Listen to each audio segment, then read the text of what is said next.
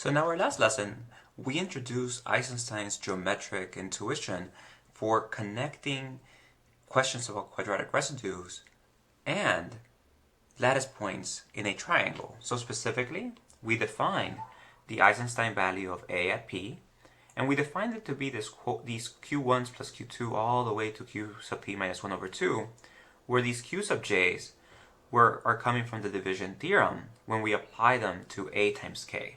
And so we go A times K, we apply the division theorem, we get P times Q sub K plus R sub K. And at first glance, it seems like this is just a random choice of definition, but as we saw throughout the last lesson, we end up getting that A on P can be attained by -1 to the Eisenstein value of A at P. And so we use this lemma is proven by means of adhering to Gauss's lemma. And then afterwards, we went ahead to find the Eisenstein triangle. And so this delta of A comma P. And what we saw was that the Q sub J's appearing in the Eisenstein value of A at P are corresponding with the number of lattice points. And so for A times 1, we would have Q sub 1 lattice points going above the x equals 1 coordinate. And when we look at the x equals 2, we're going to be looking at the Q sub 2. And so we did an explicit example of this last time with the Eisenstein triangle determined by 25 and 7. And we saw that this here had 20 lattice points corresponding to the same value that we got from the Eisenstein value of 25 at 7. We went ahead, proved that this example actually holds in generality. And so now we have a way of determining lattice points in a triangle and connecting it to T of A comma P, which in turn allows us to compute the Legendre symbol of A on P. And now we're going to move on and build on those ideas. And we're gonna proceed to giving a short proof of the law of quadratic reciprocity. And this will be amongst the first of the two results we need in order to prove the law of quadratic reciprocity. And what it does is to transition from triangles to rectangles. So specifically, now we are going to assume that P and Q are two distinct odd prime numbers, and we're going to call the Eisenstein rectangle determined by P and Q, which we denote by R of Q comma P, as the rectangle whose vertices in R2 are given as follows. And so this here is an example of R of Q comma P. But the key thing to note is that this here is a combination of two Eisenstein triangles. Because over here, the bottom right triangle, well, this here is going to correspond to our definition of delta of Q comma P. And so the way we have defined Eisenstein triangles up to this point, their base are always along the x-axis. But if we go ahead and do delta of P comma Q, so here's delta of P comma Q, and we can now see that if we were to rotate and then flip this, that this here is exactly the same base that's over here. And now this over here, so I should have said the height earlier. So now this base is going to correspond to this portion over here. And of course that we have the diagonal. And so all we are doing is rotating this and then flipping it. And so the number of lattice points remains unchanged. And so what we have is that after doing that translation, that this here, this triangle on this end, that is our delta of P comma Q. And so in other words, R of Q comma P is composed of two Eisenstein triangles.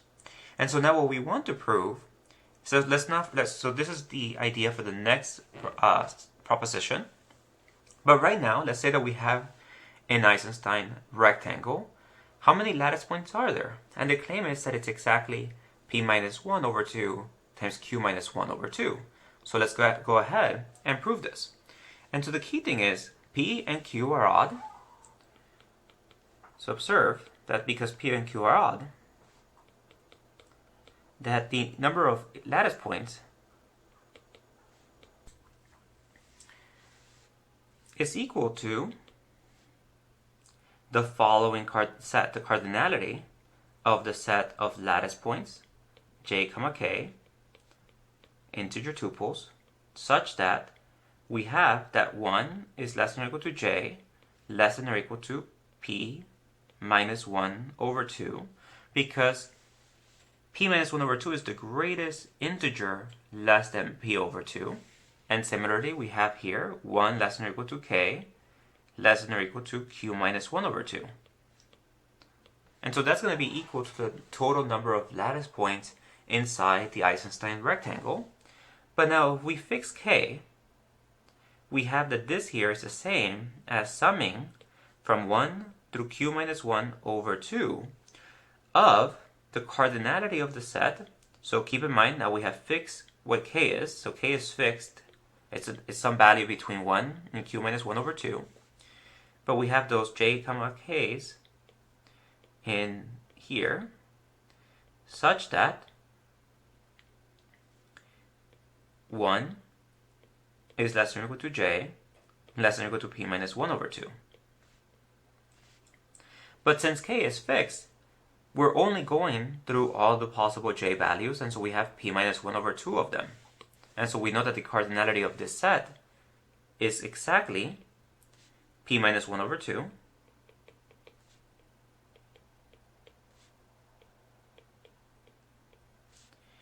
but now we're summing from 1 to q minus 1 over 2, p minus 1 over 2, q minus 1 over 2 times. And so this here is going to just be equal to the product of p minus 1 over 2 times q minus 1 over 2, and we are done. We have finished the proof. And so now we know exactly how many lattice points are inside of an Eisenstein rectangle. So we are down to our penultimate proposition before proving the law of quadratic reciprocity. And so this is called the pretty picture proposition, and it is due to Eisenstein. And what it says is if we have two distinct odd primes, p and q, then the Eisenstein value of p at q plus the Eisenstein value of q at p is equal to the product of p minus 1 over 2 times q minus 1 over 2. But it all boils down to the Eisenstein rectangle. So here, let's go ahead and start the proof. So let's make the following observation that was made in the last slide. So we're going to observe that the rectangle q comma p is equal to delta of q comma p union delta of p comma q, but I'm going to put a delta prime for the second one, because this is not the original delta p comma q, but instead the version that we have rotated and flipped.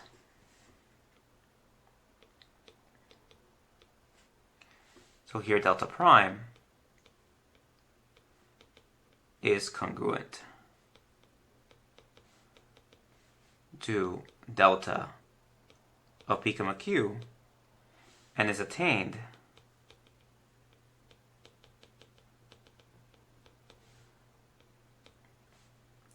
by rigid motions.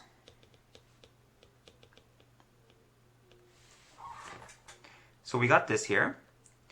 We also have that the number of lattice points now of delta p comma q, the number of lattice points of this here, which I'm going to go ahead and just to be consistent with the notation, now I'm going to switch it to a delta prime. So we know that the number of lattice points in here is equal to t of p comma q. And similarly, the number of lattice points in here is equal to delta to t of q comma p. So in particular,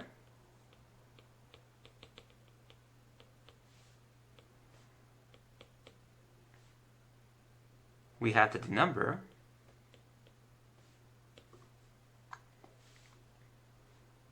so that was t comma p comma q plus t of q comma p is going to be at most the number of lattice points inside the rectangle, which we have just shown is p minus 1 over 2 times q minus 1 over 2. And so of course here we're counting the interior lattice points, and same here. So we're looking at the interior lattice points. The only way that this here can fail to be an equality is if there are lattice points along the diagonal. And so note that equality holds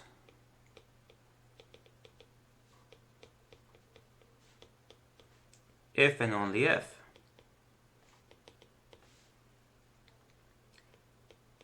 there are no lattice points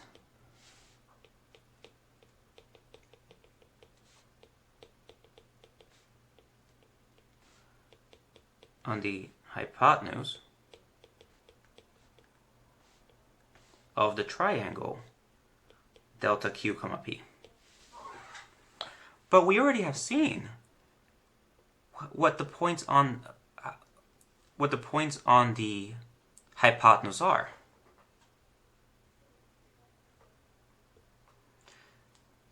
So in our proof, we saw that all the points along the hypotenuse of the triangle are going to be of the form y equals a over p times x. But in this case, our a is q. So we know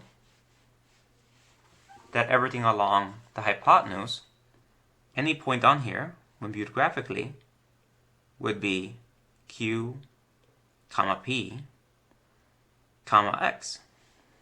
And so a lattice point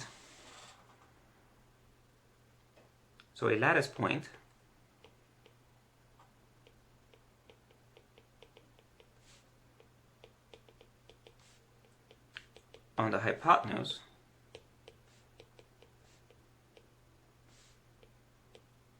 must satisfy the following equation, that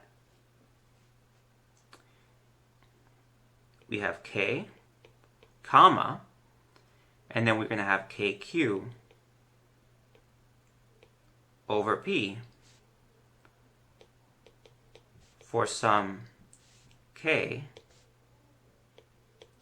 with k now being between 1 and p minus 1 over 2.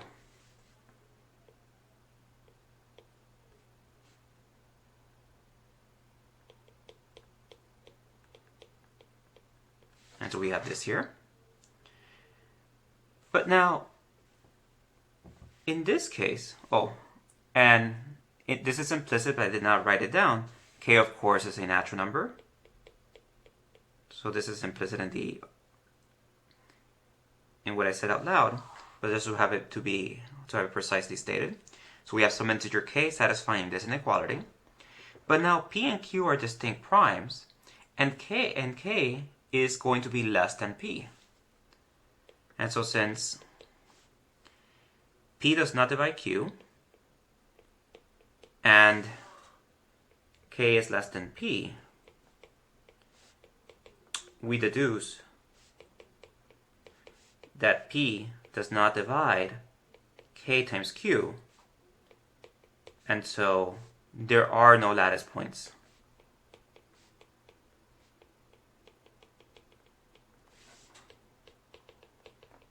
along the diagonal, and we are done.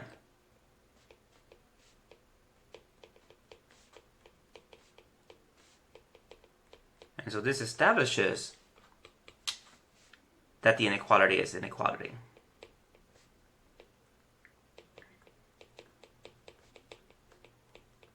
And just like that, we have gotten the pretty picture proposition. And so now, let us prove the law of quadratic reciprocity. And so here it is. So we're going to be using Eisenstein's lemma together with the pretty picture proposition to put everything together to get the law of quadratic reciprocity. And we get it just in one string of equations.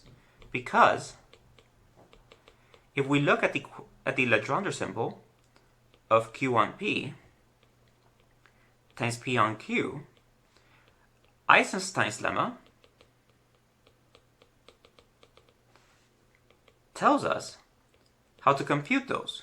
That's going to be negative 1 to the Eisenstein value of Q at P times negative 1 times the Eisenstein value of P at Q. But now we apply exponent laws. We have the same base, -1. So this is -1 to the T of Q, comma P, plus T of P, comma Q. And now, this here, by the pretty picture proposition, we know that this is P minus 1 over 2 times Q minus 1 over 2. So we are done. And so pretty picture proposition, we get P minus 1 over 2 times Q minus 1 over 2. And just like that, we have established the law of quadratic reciprocity. We are officially done with the proof. And all it boiled down to was to make this geometric connection that's due to Eisenstein. And it's rather clever because unlike the arguments we have done previously, we were dealing with quadratic residues. And in all of Eisenstein's work, the notion of quadratic residues was not established, namely but what was used was the fact that T of A comma P has the same parity as the number of negative residues modulo P when we apply when we're looking at it from the perspective of Gauss's lemma. So the number of negative residues where we have A times 1, A times 2, all the way to A times P minus 1 over 2 bar. And so that was the key observation that Eisenstein did. And then he connected everything with this geometric interpretation in terms of lattice points and counting lattice points. As I mentioned in our last lesson, Gauss was taken aback by Eisenstein's proof of the law of quadratic reciprocity, his Aurum Theorema. At that point, Gauss is 67 years old. He has already proven the law of quadratic reciprocity in 6 different ways. Something that Gauss aimed to do throughout his lifetime was to construct new proofs and hopefully make a simpler argument from the ones that he had done prior. His 1808 proof is considered amongst the most accessible and easiest of his 6 proofs, and even then that is technical. And yet, here's Eisenstein, who approaches it from that same lemma. He uses Gauss's lemma as the bridge to his lemma that then connects it to counting lattice points in a triangle. And so this was something that was it was just unexpected at the time, that we can make this connection between counting lattice points and the law of quadratic reciprocity. And in this, Eisenstein was ahead of his time. This would later become a branch of number theory known as the geometry of numbers, pioneered by Minkowski in the early 1900s, but whose threads can be traced back to Eisenstein's work with the law of quadratic reciprocity and other arguments that he made along that end. And actually, so Eisenstein did pass at a young age. He passed at the age of 29 in 1852. Yet, the math that he did in his short life would lay the blueprints for many areas of number theory and mathematics that would be established in the years that followed. So one thing that I have mentioned is that he proved the law of cubic and quartic reciprocity. These were works that Gauss had been devoting his mathematical career to trying to prove. And actually, he gave the right conjectures over 50 years prior. Actually, 40 years prior. But was unable to prove his conjectures. And yet Eisenstein came in and proved those 2 statements the same year that he gave this proof that we just covered for the law of quadratic reciprocity. And in addition, Eisenstein laid the groundwork for how to generalize the laws of quadratic reciprocity to nth quadratic reciprocity. So in other words, if you have 2 distinct primes P and Q, when is P a perfect power, a nth perfect power mod Q? And so these were questions that Eisenstein began to investigate. And in fact, in 1877, Moritz Cantor, a former student of Gauss, wrote a biography on Eisenstein. And in it, he claims that Gauss, in conversation, told him there had been only 3 epoch-making mathematicians: Archimedes, Newton, and Eisenstein. Now, this quote, it has been contested. Ever since the publication of the biography, mathematicians who were close to Gauss mentioned that this was not something in line with what Gauss would have said in conversation, and so this is something that is contested. But that being said, Eisenstein's work did lay the blueprints for many areas of mathematics that will come later. And we are going to be touching upon one of those areas later at the end of the course, namely modular forms. And so just to go through and just talk a bit more of like Eisenstein and his work, because it's important to note that for a good chunk of his short life, he lived in extreme poverty, in addition to having frail health. And so his work was sporadic, and sometimes it was not easy to follow his train of thoughts, as Andre Bay beautifully puts it, as any reader of Eisenstein must realize. He felt hard-pressed for time during the whole of his short mathematical career. As a young man, he complains of nervous ailments, which often compel him to interrupt his work. Later, he developed tuberculosis and died of it in 1852 at the age of 29.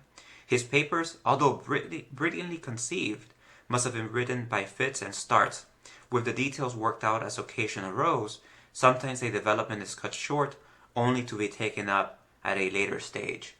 And so while he laid the foundations for areas of mathematics that would come, sometimes those connections were not made until that area was established. And then mathematicians looking back at Eisenstein's work realized, oh, he actually already had this in his work. And this is true of the late 1800s. When work of Weierstrass was being published, connections were being made that Eisenstein had already done it in his publications previously for some of the results. And so this led, and also the reciprocity laws. He worked at trying to generalize these, and they would eventually be done in the early 1900s, what is known today as class field theory. And that's essentially one of the groundbreaking areas of number theory from the first half of the 1900s, which is establishing the nth reciprocity laws for every natural number n. And today, one way of thinking about number theory is in terms of this like number theory universe. And so this is the modern landscape of number theory. And so there's a lot of terms here, but the idea is that we have bridges. We have just seen a bridge where we went from quadratic residues to counting lattice points. And so in the same manner, number theory today can be viewed as having 4 different areas and then having bridges connecting them. And the arrows that we have here solidly drawn, these are theorems that have already been proven, and then the dashed arrows are conjectures that are yet to be proven. And this takes part of what is known as the Langlands program. So for example, in my research, I focus on the lower half over here. And if you talk to Caroline, her work focuses on the top left over here, working on L functions, Riemann hypothesis type questions. And so number theory is a very vast area. But the areas that Eisenstein worked on essentially touched upon the foundations of each of these 3 different worlds. And that's one of the things that makes Eisenstein such a prominent figure in the history of mathematics when it comes from the way that he was able to see a larger connection to all these 3 branches, which at first glance seemed separate. And now we have laid the foundation to actually see that they're all interconnected. And so at the end of the course, we are going to be talking about this arrow over here, modularity. Because the reason it is solid today, it's because the proof of Fermat's theorem was the one that made this arrow be a theorem. And that's one of the things that connects back to Eisenstein, because he was the first one to find examples of these things that we call modular forms. And so we'll come back to that. But I mentioned Fermat's theorem, so let's go ahead. We're moving now away from quadratic reciprocity and the notions we have discussed. And now finally we're going to start talking about Fermat's theorem. But first we need to talk about the Gaussian integers and get intuition for other number systems.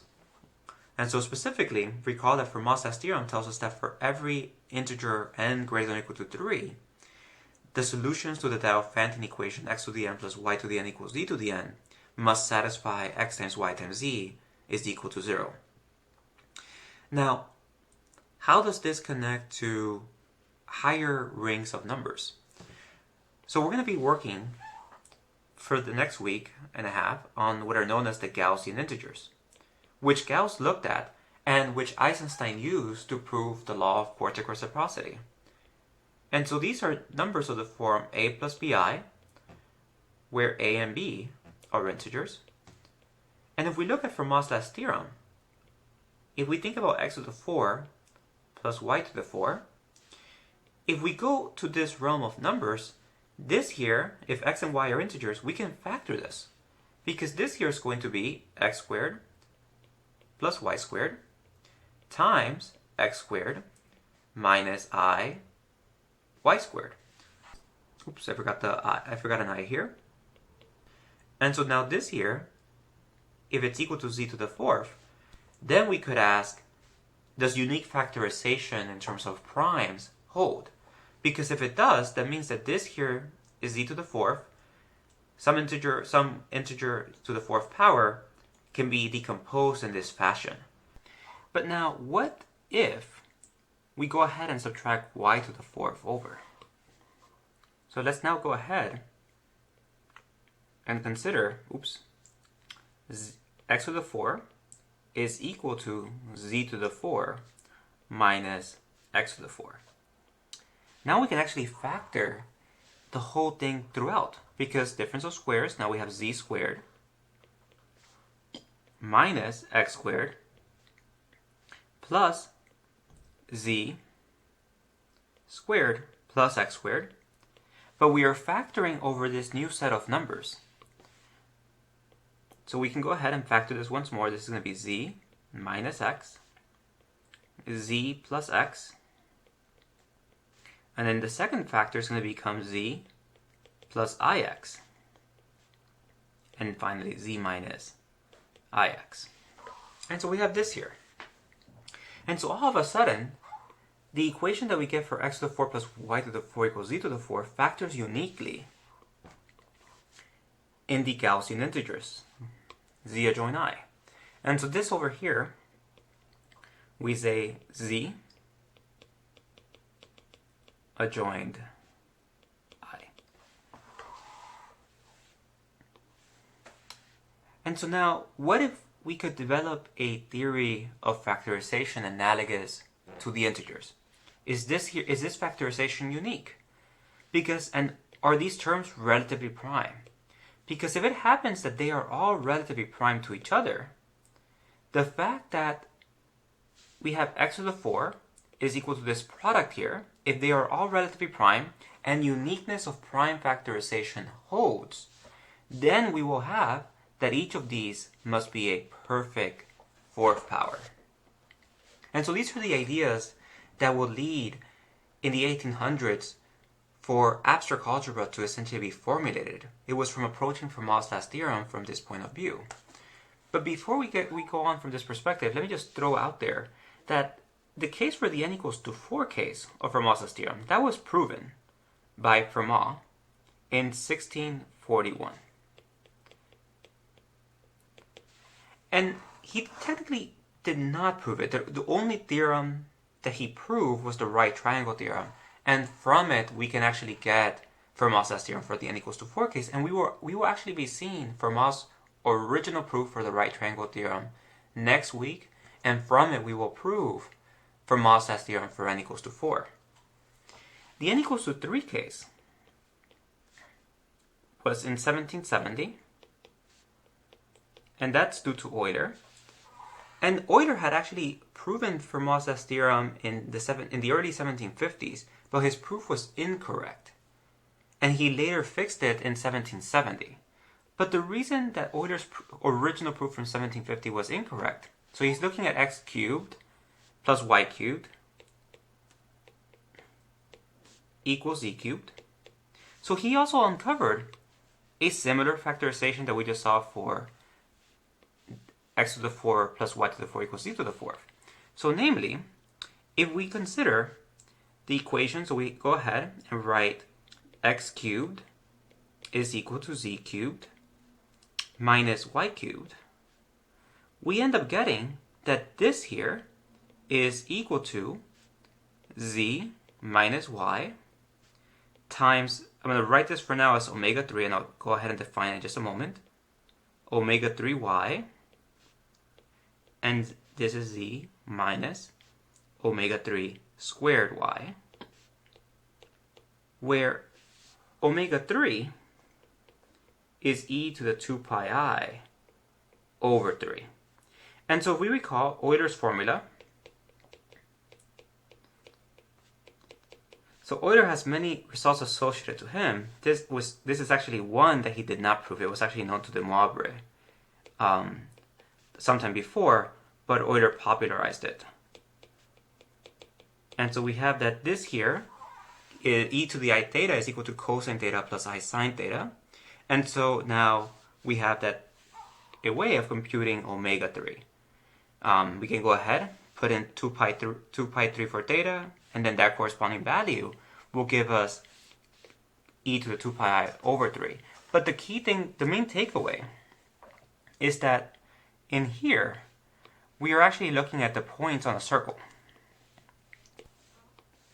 So here's the real axis, here's the imaginary axis, so e to the 2 pi I over 3 is this one here. And so that's the point in the complex plane, that if we were to draw a line segment from that point to the origin, then the angle that it makes with the positive real axis is going to be 120 degrees. And so that's e to the 2 pi over 3. And so if we look at those numbers, we have this factorization. And so now we have this here. And in fact, if we go ahead and define what are the roots of unity, we actually will have that this factorization holds in general. So here are factorizations again. So let me go ahead and now make a definition. The nth root of unity, so let n be a natural number.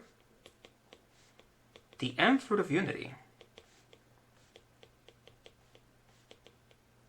is the quantity omega n, which is equal to e to the 2 pi I over n.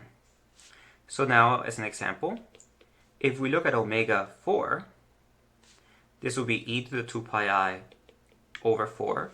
And whenever we work with roots of unity, it's just best to think about this in terms of unit circle. Because here we have 360 divided by 4, 90. So we're just going to be looking at I. And we can see that by applying Euler's formula. This is cosine of 2 pi over 4. So that's going to be pi over 2. Plus I sine of pi over 2. And so we just get back I. So we have this here. But now, the factorization that we have up here for x to the 4 is equal to z to the 4 minus y to the 4th, that amounts to saying z minus omega 4 to the 0 times z minus omega 4 times y times z minus omega squared, omega 4 squared times y, and then z minus omega cubed y, since omega cubed would become negative I, in this case, since omega 4 is y.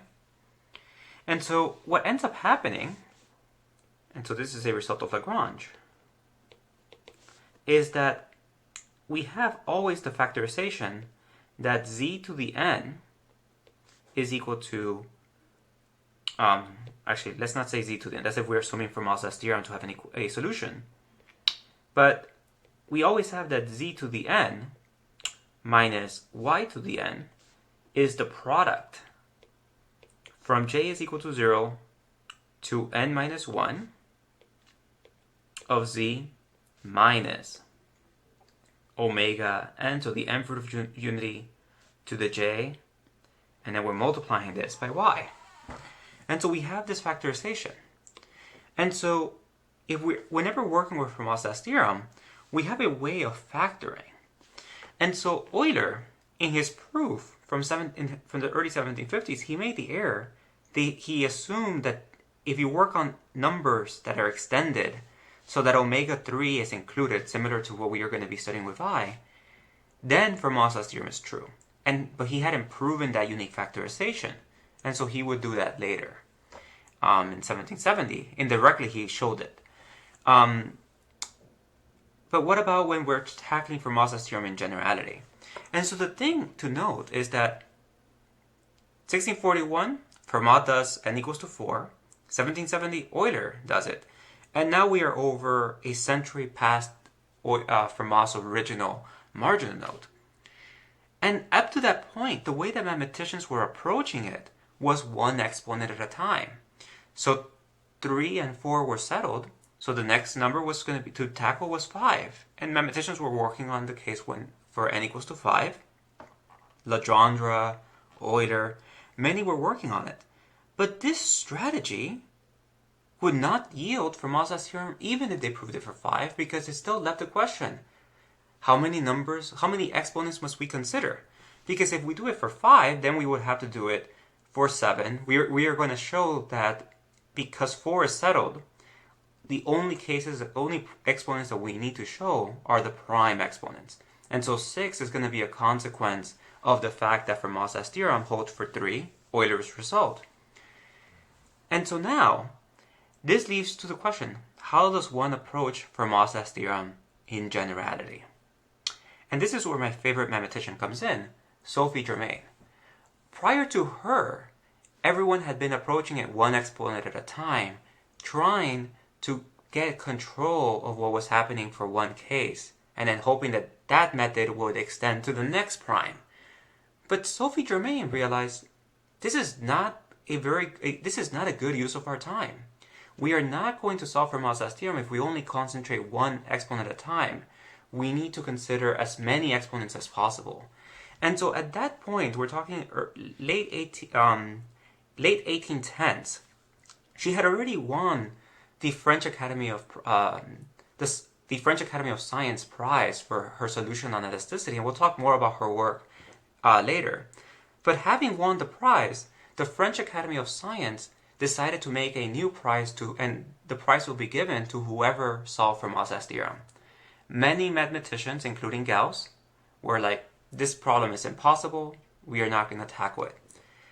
Sophie Germain, who up to that point was working on partial differential equations, decided, there's a new prize, I'm going to go tackle Fermat's theorem. But she went about it from a different point of view, firstly starting from this factorization of Lagrange and exploring facets of it so that she could prove Fermat's theorem. She broke it up into two cases, case 1 and case 2, and she was able to prove case 1 for many exponents. And that's where we are headed for the next couple of weeks, is to prove Sophie Germain's original result in the case of Fermat's theorem for the case 1. So here's the theorem that we're going to be proving at the start of week 9. So this is Sophie Germain's theorem, and it's part of her program. She broke up Fermat's theorem into two cases.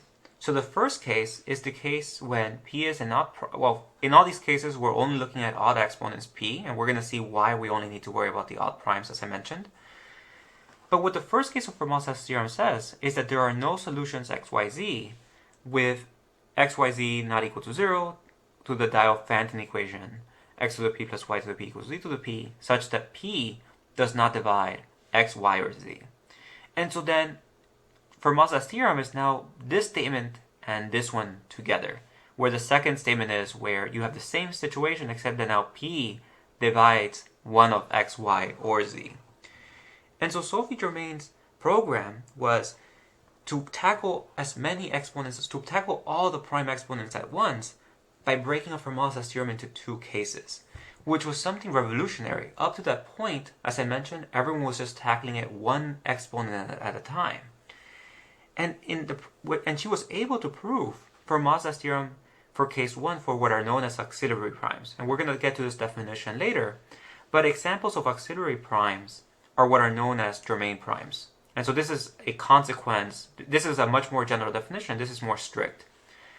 And so a Germain prime is a prime p such that 2p plus 1 is also prime. So for example, 2 is a Germain prime because 2 times 2 plus 1, which is 5, is prime. Same thing with 3, we have 6 plus 1, 7, 5, we will get 10 plus 1, 11, and we can but we can see that 7 is not a Germain prime, and it's not in the list, because 2 times 7 is 14 plus 1, 15. 15 is not prime, so 7 is not a Germain prime.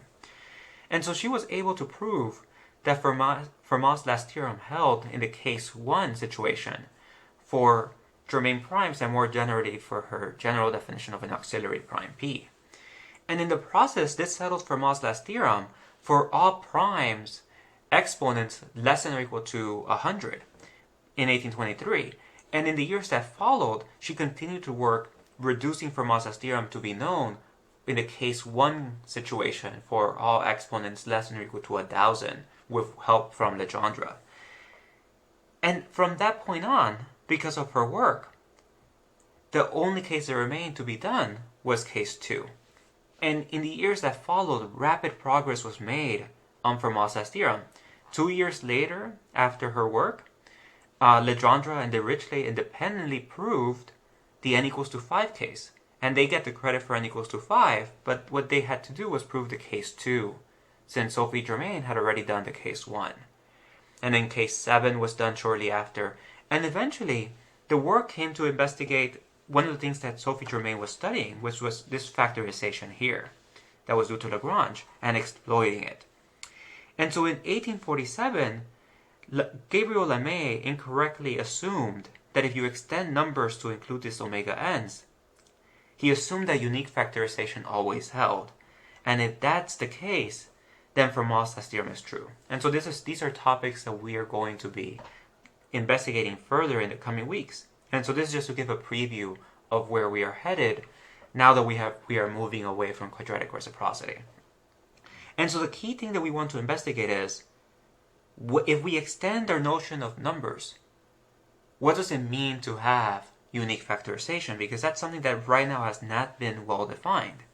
And our prototypical example that we are going to look at is the Gaussian integers. And so that's what we are going to do now. We're going to move on to this new set of integers. And here we have C adjoint I. And so this is how we read it. And it's a collection of numbers of the form a plus bi, a and b being integers, and I, of course, here being the square root of -1.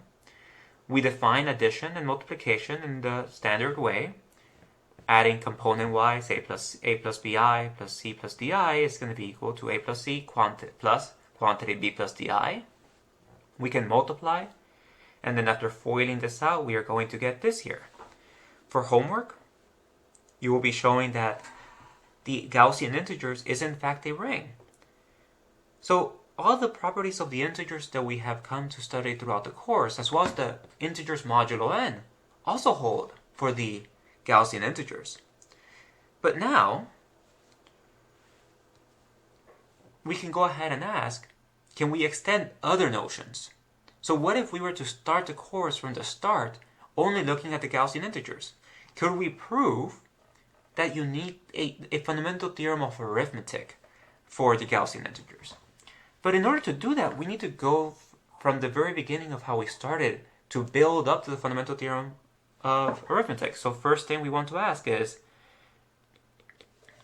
do we have a division theorem? And if we have that, do we have a Bezout's lemma?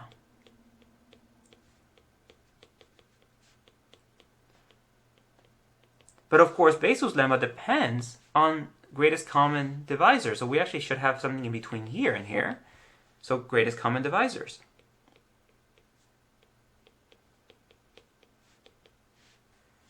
We also need a notion of prime.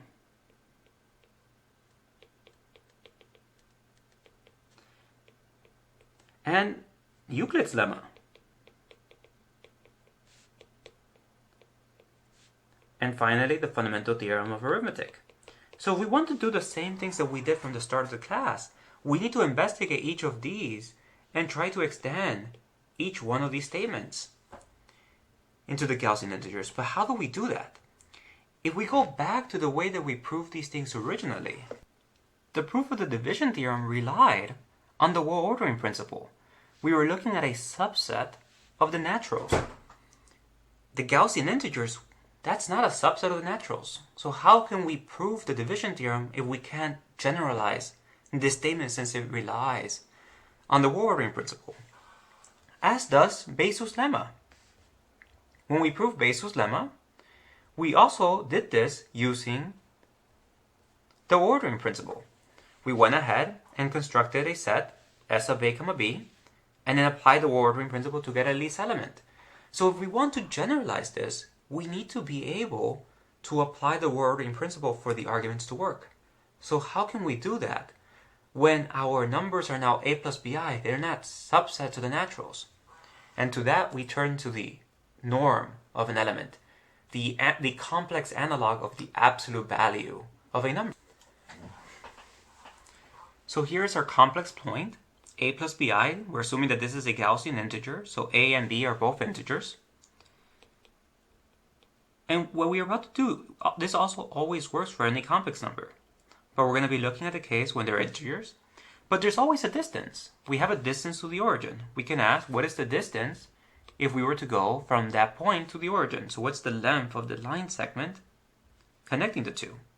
And this, of course, is going to be the square root of A squared plus B squared. Since we can go ahead, this is going to form a right triangle, base A, and then height B. And so that's going to be the square root of A squared plus B squared. But this is number theory. We don't want to deal with the square root of A squared plus B squared because that may not be an integer.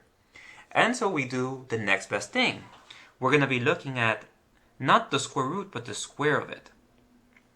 And so we're going to be looking at the square of this, which is going to be A squared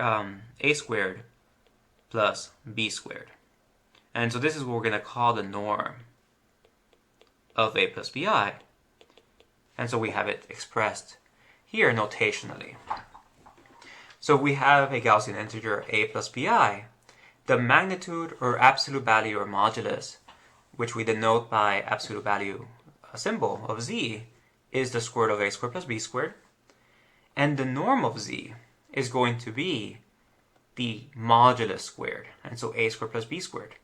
So any time that we have a Gaussian integer, we have a norm attached to it. And so we can go ahead and construct a set. Because now we can go ahead and define the following. So I'm going to write S of G. And this is going to be the numbers A squared plus B squared, such that Z equal to A plus BI is a Gaussian integer.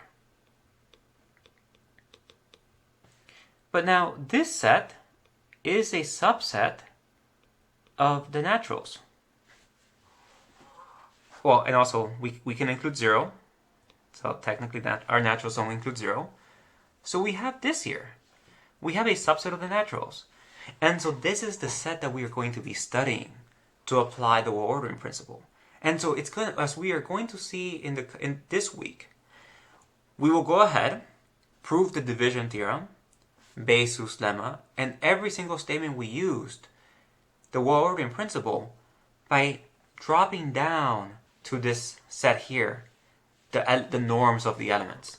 And so another way of writing this would be, this is the collection of the norms of z, such that z is in the Gaussian integers. And so by studying this set, we now have a subset of the naturals, union 0. And so now the ordering principle applies. There is a least element in this set. And so we can apply division theorem, ordering. And so what we are going to see is that the proofs are going to follow almost verbatim when we approach it from this point of view. And the idea behind all of this is that there's nothing special about the Gaussian integers. This all generalizes to higher number theoretic rings, and this is the work of Emmy Noether, who in the early 1900s realized there was nothing special about the integers and its analogs. But we can go ahead and do this for arbitrary rings and study these properties in complete generality. And that's the context of abstract algebra. And for homework, we are going to prove that this norm is multiplicative. If we have two Gaussian integers r and s, the norm of r times s is going to be equal to the norm of r times the norm of s. So you'll be proving this for homework, but let me just go ahead and expand upon this. So if r is equal to a plus bi, and s is equal to c plus di, if we assume the multiplicativity which you'll prove, what this is saying is that then the square root of a squared, so actually, write it like this.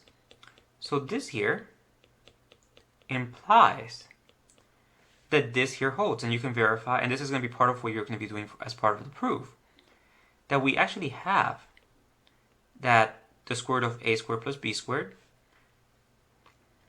times the square root of c squared plus d squared is equal to the modulus of r and s. And so this is one of the things that happens here. We have this relationship. And now what I want to do is make a connection of something that we study in calculus, polar coordinates. So for those of you who have not taken complex analysis, let me go ahead and make this connection to the polar coordinates that are studied in calculus. It turns out that I'm going to transition to the complex numbers now. So let z be a complex number. Then there exists an r in the non-negative real numbers, and a theta in the reals, and we can go ahead and say that theta is between 0 and 2 pi, such that z is equal to rei theta. And so if we go ahead to our complex plane, and so this representation, what it's getting at is that every point in the complex plane can be written in this form, rei theta, where r is the distance to the origin in the complex plane from the point, and theta is the angle measured with the positive real axis. But if we view it from this perspective, we now have a lot more geometry at hand, because now we can go ahead and talk about what it means to multiply two complex numbers. Because if we had another one, so let's go ahead and now take another element, let's say s e to the I times psi in the complex numbers. When we multiply these, so we do re to the I theta, so that's z, and we multiply it times the other complex number, se to the I psi, this is going to multiply to r times s times e to the I theta plus psi. And so what this is getting at is that when we multiply two complex numbers, if we view it from the perspective of their polar coordinate representation, we have that their distance to the origin is going to multiply. So the corresponding complex point is going to be the corresponding distances for the both points being multiplied, and then the angle is being summed. And so here's an example. So here are two complex points. We have t is equal to root 3 plus I. We have w, which is 3 halves plus 3 times root 3 over 2i. And so let's go ahead. If we multiply these, you can verify that w times t is equal to 6 times I. But now, if we go ahead and write these down in their polar representation form, we're going to have that t, this is going to be twice, so 2 times e to the pi over 6 times I. And so theta here is pi over 6, so that will correspond to 30 degrees with the real axis. And w, similarly, is going to be 3 times e to the pi I over 3. So this is going to correspond to 60 degrees with the real axis. Upon multiplying both of these in this way, we have then the w times t is equal to 6, then e to the pi over 3 plus pi over 6 times I, but that is going to be 6 times e to the I pi over 2, which is going to give us back 6i.